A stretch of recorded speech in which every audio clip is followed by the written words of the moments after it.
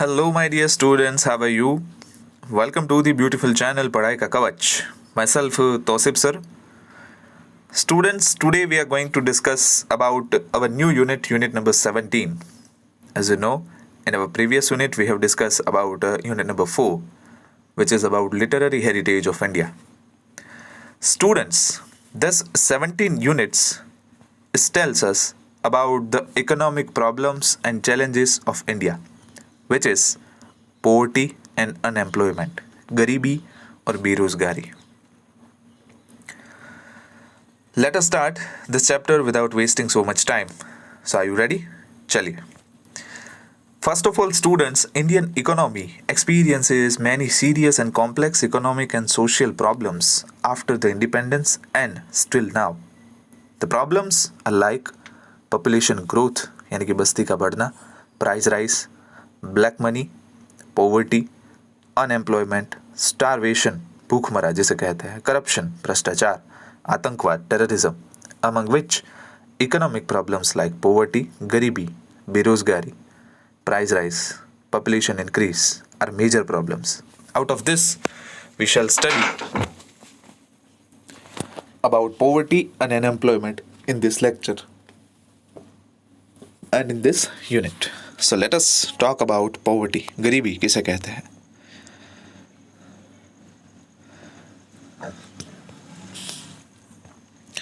A large number of people are deprived of satisfying their basic and essential requirements of their life, such as food, clothes, shelter, education and health services. एक बहुत बड़ा लोगों का वर्ग जो है वो उसकी दैनिक ज़रूरत जैसे कि खाना, कपड़ा, रहने के लिए मकान, शिक्षा और स्वास्थ्य की सुविधाएं को पाने के लिए सक्षम नहीं है.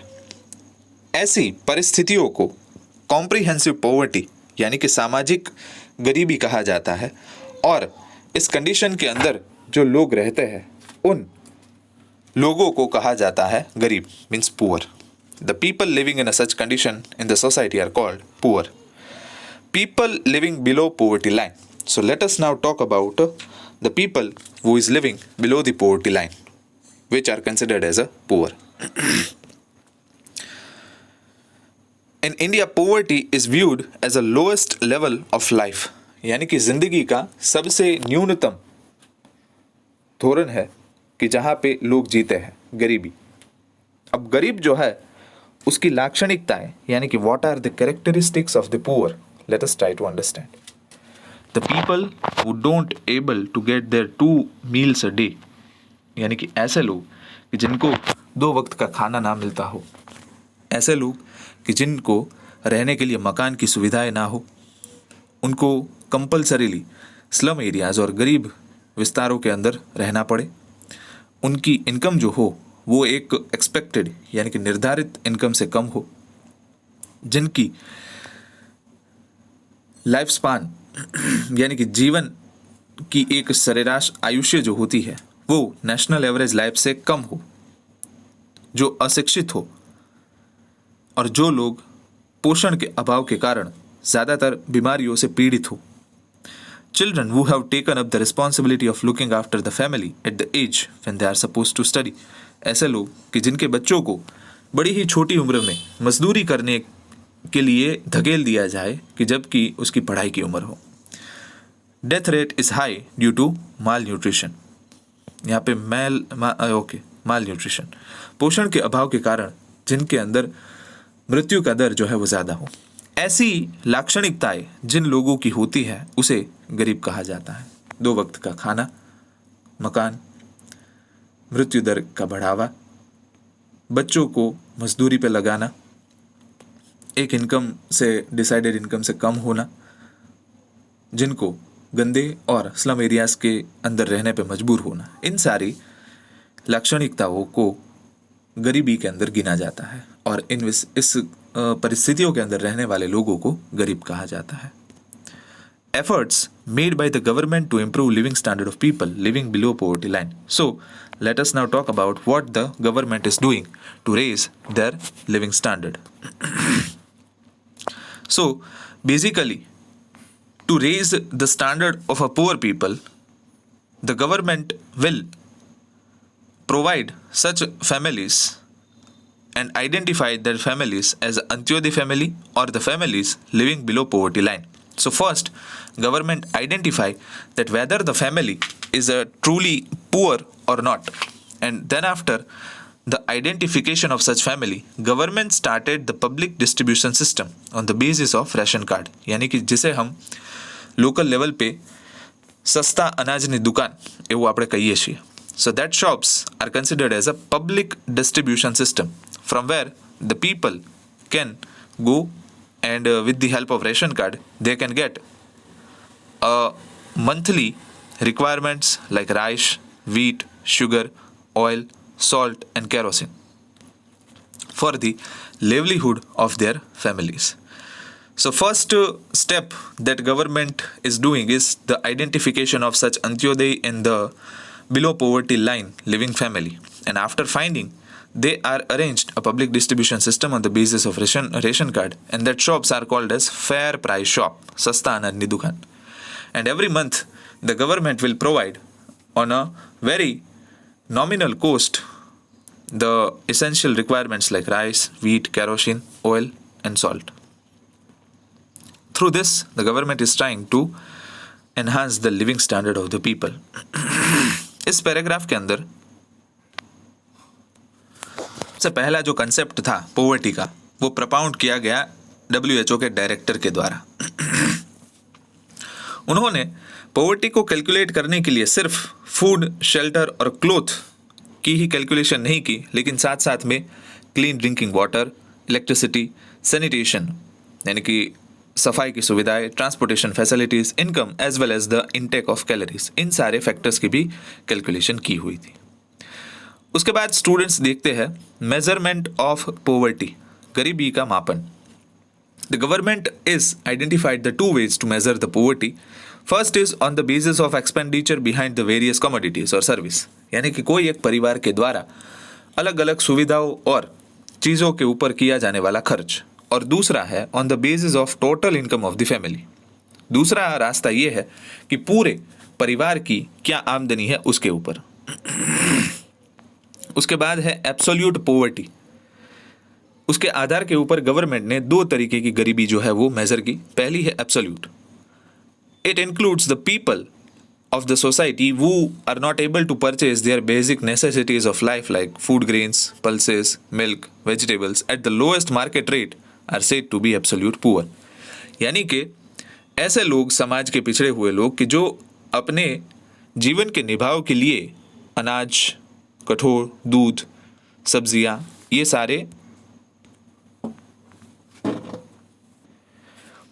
सारी चीज़ें जो है वो मार्केट में कम दामों पे भी नहीं खरीद सकते, उसे एब्सोल्यूट पुअर कहा जाता है. उसके बाद है रिलेटिव पॉवर्टी. रिलेटिव पॉवर्टी का मतलब होता है कि एक इंसान या तो एक फैमिली की सापेक्ष में दूसरी फैमिली का गरीब होना. जैसे कि let us try to understand with the help of example. Here I consider 3 people A, B and C. Okay, Anthony, बूजो and Christian. So, income of Anthony is 10,000, income of Bujo is 20,000 and income of Christian is 30,000. So, with respect to A, यानी कि A की सापेक्ष में B जो है वो ज़्यादा धनिक है, यानी कि B ज़्यादा धनिक, प्रॉस्परस है, और B के सापेक्ष में, B के रिस्पेक्ट में A जो है वो गरीब है. समझ में आया? क्योंकि B, बुजो की आमदनी 20,000 है और एंथनी की आमदनी 10,000 है, जबकि सी के रिस्पेक्ट में अगर आप लेते हो तो क्रिस्टियन जो है उसकी आमदनी 30,000 है, तो उसके हिसाब से तो ये दोनों गरीब हुए. ठीक है. So this kind of poverty is called as the relative poverty. Then after students let us discuss about the poverty in India. Bharat में गरीबी किसे कहा जाता है और भारत में गरीबी किस तरीके से फैली हुई है उसके बारे में हम जानकारी लेते हैं.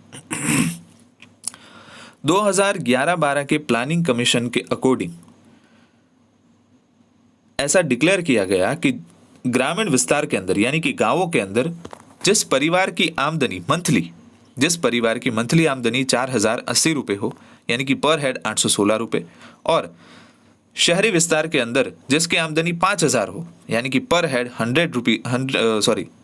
1,000 रुपीज हो पर मंथ, उन लोगों को गरीब नहीं गिना जाएगा। So this is the minimum per capita income which is required to fulfill their monthly expenditure. And if the person or the family is having this per capita income or per family income, then they are not considered as a poor. The lower income compared to this designated income, whoever the families have, they are considered as poor. इस criteria के हिसाब से 2011-12 के अंदर भारत में गरीबों की संख्या 27 करोड़ हो चुकी थी and rate of poverty has reduce to 21.9% in the ratio of total population. यानी कि 21.9% का मतलब होता है कि 100 लोगों में से 22 लोग सिर्फ हमारे भारत में गरीब थे। 2009-10 में ratio of poverty in relation to population of India was 29.8%। 2009-10 में जो ये रेशियो था वो 29.8% था, यानी कि 100 लोगों में से तकरीबन 30 लोग गरीब थे। Thus approximately 35.47 crore people living in poverty. In order to see that equality prevails at the international level, अब आती है पूरी दुनिया की बात। वर्ल्ड बैंक ने डिसाइड किया कि पर कैपिटा इनकम जो है वो कितनी होनी चाहिए, $1.90 in 2012 as per the rate of 2008। ये पूरी दुनिया के लिए लागू किया गया, which is considered as the scale of poverty line. ठीक है, यानी कि पर हेड जो इनकम है वो $1.90 होनी चाहिए। उसके नीचे जो भी इनकम आती है उसे गरीब गिना जाएगा।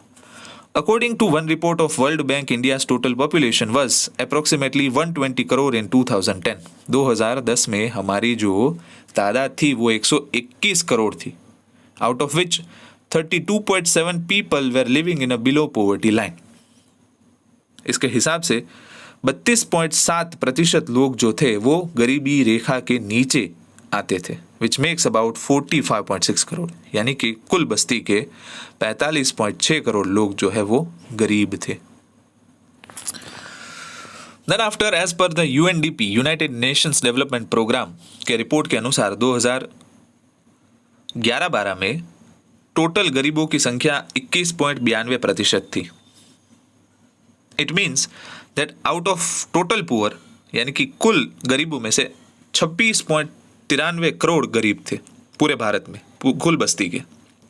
उसमें से रूरल एरिया में 21.65 करोड़ लोग गरीब थे और 5.28 करोड़ गरीब अर्बन एरिया के अंदर थे, मतलब शहरी विस्तार के अंदर 5.28 करोड़, जबकि गांवों के अंदर 21.65 करोड़।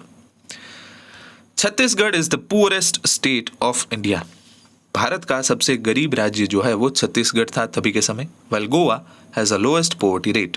गोवा जो है वो सबसे कम गरीबाई वहां पे थी, सिर्फ 5%, यानी कि 100 लोगों पे एवरेज 5 लोग गरीब थे, बाकी सभी prosperous.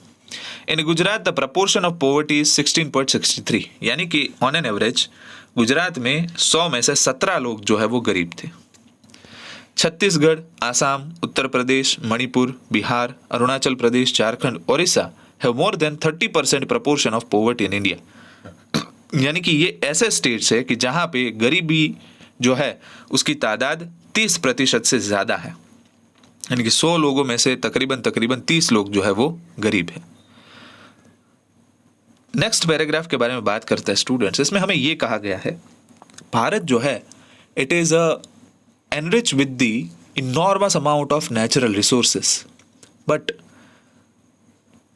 Due to the lack of education, skills and training, we cannot make profit from that natural resources, and due to this we are not prosperous as much as we can, and that is why it is said that the poor live in a wealthy India। यानी कि धनी भारत में गरीब रहते हैं क्योंकि हमने हमारे कुदरती संसाधनों का उपयोग जो है वो ठीक तरीके से नहीं किया। हालांकि हम उससे प्रॉस्परस है, हमारे पास कुदरती संसाधनों की कमी नहीं है, लेकिन शिक्षा, ज्ञान और तालीम, कौशल्य के अभाव के कारण हम हमारे कुदरती संसाधनों का इतना उपयोग ना कर सके जितना हमें करना चाहिए और उसकी वजह से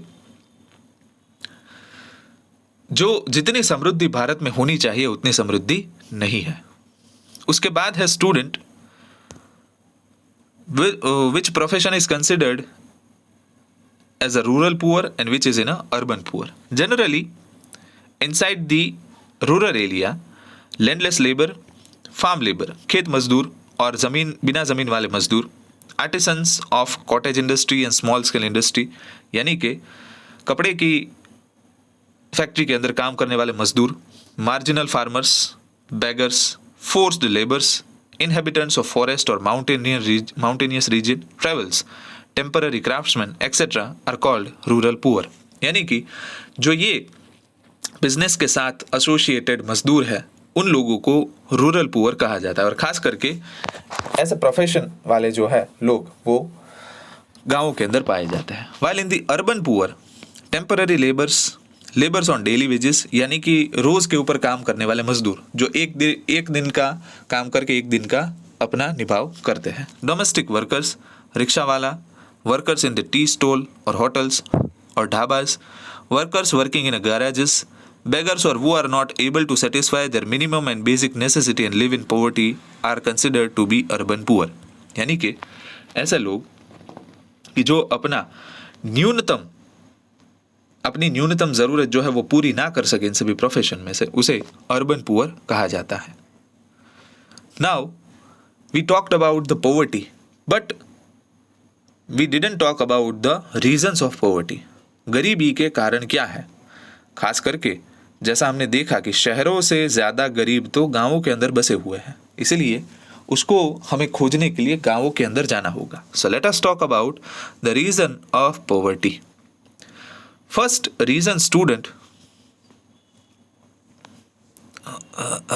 हमारे कृषि के अंदर ज्यादातर संशोधन ना होने के कारण उसका विकास नहीं हो सका, इसलिए जो फार्म सेक्टर के साथ एसोसिएटेड लोग थे वो लोग गरीब हुए और हमारे खेतों के अंदर वो भी कम है, उसके कारण कृषि का विकास नहीं हो सका। जब खेती के व्यवसाय से दूर गए तो रोजगार ना मिल सका, और रोजगार क्यों नहीं मिल सका, this is the third point, because the peasant farmers doesn't have any kind of knowledge of employment, they don't have any kind of education, skill and training in the rural area, that is why they are unemployed. परंपरागत रूढ़ी और रीति रिवाजों के कारण जो हम फिजूल के खर्चे, शादी ब्याह या तो कोई मर जाए उसके प्रसंग के ऊपर करते हैं, उस खर्चों के बढ़ने के कारण भी लोग गरीब होते हैं। ड्यू टू दी इलिटरेसी, यानी कि निरक्षरता के कारण जो गरीब है वो शोषण और अन्याय का शिकार बनता है, और जो सरकार के द्वारा योजनाएं लाई जाती है, निरक्षर होने के कारण वो योजनाओं से वाकिफ नहीं होता और गरीब रहता है।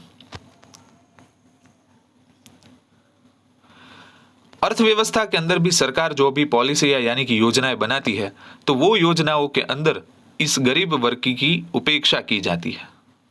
उसके बाद है कैश क्रॉप्स को मिला हुआ बढ़ावा, यानी कि कॉटन है, जूट है, टी, कॉफी, टोबैको, इन सारे क्रॉप्स को उगाने में लोगों ने ज्यादा इंटरेस्ट दिखाया। इसकी वजह से the production of the cereals, pulses and food grains are lesser in compared to the cash crops. So that is why it leads to the scarcity of food. यानी कि इसकी वजह से जो है अनाज की अछत हुई और उसके कारण लोगों को 2 वक्त का खाना ठीक से नहीं मिल सका। Next point, because of the execution of economic reforms rural economy collapsed. आधुनिक अर्थव्यवस्था के कारण उद्योगों को ज्यादा प्राधान्य मिला और उसकी वजह से जो गांवों की अर्थव्यवस्था ही वो पूरी गिर गई, क्योंकि वहां के जो छोटी इंडस्ट्रीज के वर्कर थे वो तहस नहस हो गए। माइग्रेशन बढ़ा, यानी कि गांवों में से शहरों में जाने वाली तादाद बढ़ गई और एग्रीकल्चर सेक्टर की इनकम घट गई, और जो गरीब लोग थे वो पोषण के शिकार हुए, माल न्यूट्रिशन के, यानी कि उसको पोषण वाला आहार ना मिला, उसकी वजह से वो कोई रोग लागू हुआ उनको, और उसकी वजह से लोग जो है ज़्यादा बीमार रहने लगे, और इस बीमारी के पीछे होने वाला खर्चा जो है उसकी वजह से जो फैमिली का निभाव करने वाले लोग हैं वो ज़्यादातर गरीब हुए। Due to change in technology, traditional business, cottage industry etcetera were deteriorated and unemployment had increased. तकनीकी बदलाव के कारण जो ट्रेडिशनल बिजनेस था उसके अंदर बदलाव के कारण कॉटेज इंडस्ट्री में ख़त्म होने लगी, और उसकी वजह से बेरोजगारी बढ़ने लगी, which leads to the poverty. साथ साथ में हमारी बस्ती जो है वो बढ़ी, मृत्यु दर कम हुआ, और हमारा एवरेज लाइफ स्पान भी इंक्रीज हुआ, यानी कि पूरे देश को जो न्यूट्रिशन चाहिए उसकी तादाद में बढ़ोतरी हुई, लेकिन जो लेबर की डिमांड इंक्रीज होनी चाहिए, यानी कि जो श्रम की मांग है वो उत्पन्न होनी चाहिए, वो नहीं हुई, इसलिए बेरोजगारी बढ़ी, और बेरोजगारी बढ़ी तो लोग जो है वो ज़्यादातर गरीब हुए। इसकी वजह से लोग जो खरीदने की उनकी क्षमता थी वो घट गई, और इसके कारण गरीबाई में ज़्यादा बढ़ोतरी हुई। तो ये थे कारण गरीबी बढ़ने के। नेक्स्ट लेक्चर के अंदर स्टूडेंट हम स्ट्रेटेजी फॉर पॉवर्टी एराडिकेशन, यानी कि गरीबी दूर करने की क्या उपाय है उसके बारे में पढ़ेंगे। तब तक रखते हैं। Thank you.